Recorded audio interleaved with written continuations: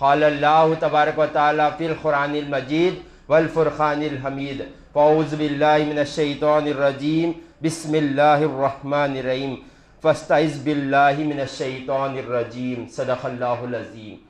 میرے زندگی کا مقصد تیرے دین کی سرفرازی، میں اسی لیے مسلمان، میں اسی لیے نمازی۔ محترم و مکرم معزز سامعین کرام، السلام علیکم ورحمۃ اللہ وبرکاتہ۔ ہم کوئی جب قرآن پڑھتے ہیں تو تعوذ پڑھتے ہیں، بچہ ہو یا بڑے ہو تعوذ پڑھتے ہیں، تو کیا ہمیں اس کا ترجمہ معلوم ہے؟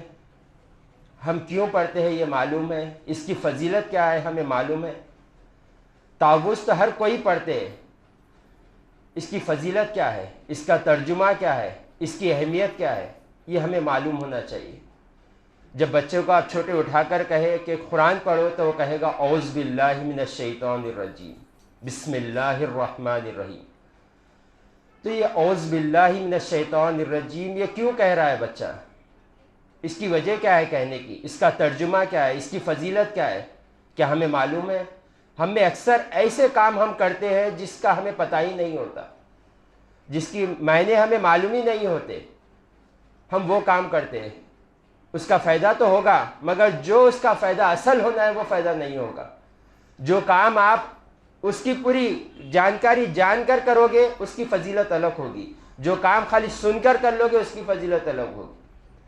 تو ہمیں چاہیے کہ جو چیز ہم کر رہے ہیں اس کی فضیلت بھی ہمیں معلوم ہونی چاہیے، اس کی برکت بھی ہمیں معلوم ہونی چاہیے، جو کام کر رہے ہیں اس کا ہمیں مطلب بھی معلوم ہونا چاہیے۔ تو تعوذ جو ہم پڑھتے ہیں اعوذ باللہ من الشیطان الرجیم، اس کی بڑی فضیلت آئی ہے۔ اللہ قرآن میں فرماتا ہے، ابھی میں نے جو آیت مبارکہ کی تلاوت کی، تم اللہ کی پناہ میں آ جاؤ شیطان مردود سے۔ تو اللہ کی پناہ میں آ جانا کیا مطلب ہے؟ تو اللہ کی نگرانی میں آ جانا شیطان کی شر سے۔ اور تعوذ جو ہم پڑھتے ہیں اس کا ترجمہ یہ ہے، میں اللہ کی پناہ مانگتا ہوں شیطان مردود سے، اس کا ترجمہ یہ ہے۔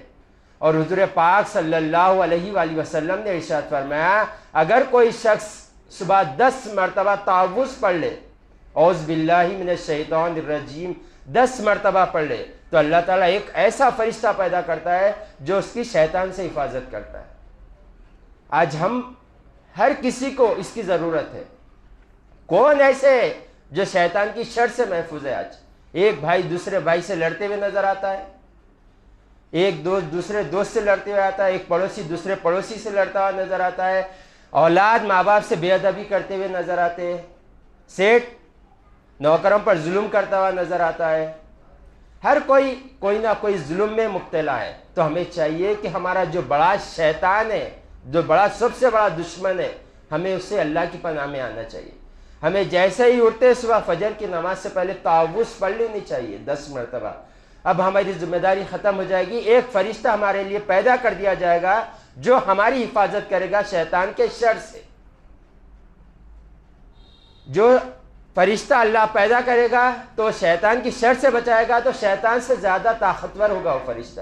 تو ہمیں اب جو کام کرنا ہے وہ نفس کے اوپر کرنا ہے۔ تو ہمیں جو کام کرنا ہے، سب سے پہلے اٹھتے 10 مرتبہ تعوذ پڑھے، اور جب بھی قرآن پڑھے تعوذ سے اسٹارٹ کرے۔ ہر سورہ جب بھی پڑھے آپ، بسم اللہ سے لکھا جاتا ہے، مگر بزرگان دین کہتے ہیں کہ تم تعوذ بھی پڑھ لیا کرو، اس کی فضیلت یہ ہوگی تم جو پڑھ رہے ہو اس میں شیطان کے وسوسے نہیں آئیں گے تمہارے۔